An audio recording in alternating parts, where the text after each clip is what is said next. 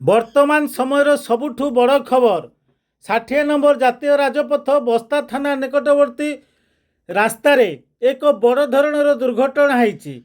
पुरी फेरुवा बेले एक ट्राभेरा बस जहाँ एक रास्तार छिड़ा होता गोटे ट्रक पछपटे धक्का देवारु बस रे थिबा 35 जन यात्री आहत होती। सेमानक भितरु 12 जन गुरुतर होती। स्थानीय लोक एवं बस्ता पुलिस एमानंकु आनी बस्ता हॉस्पिटल रे भर्ती करथिला बेले समस्त को बालेश्वर फकीरमोहन मेडिकल कॉलेज को स्थानांतरित करा जायथिबा सूचना मिली। तेबे आहत एवं गुरुतर समस्त यात्री भोगराई अंचल बोली जहाँ जना पड़ुछि। भोगराई अंचल एमाने 2 दिन तले पुरी जाइथिले एवं पुरी गतकाली राति रे फेरुथिले।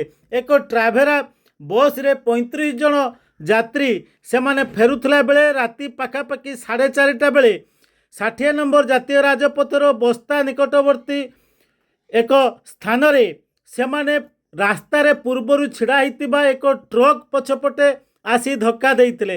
फल एभली एक मर्मन्तुद दुर्घटना घटिथिबा जहाँ सूचना मिली एवं एही दुर्घटना अति भयंकर दुर्घटना होइछि।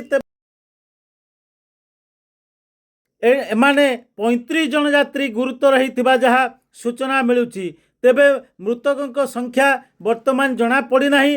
तेबे बालेश्वर फकीरमोहन हॉस्पिटल रे मेडिकल कॉलेज रे एमाने भर्ती होइतिबार जहाँ सूचना मिली।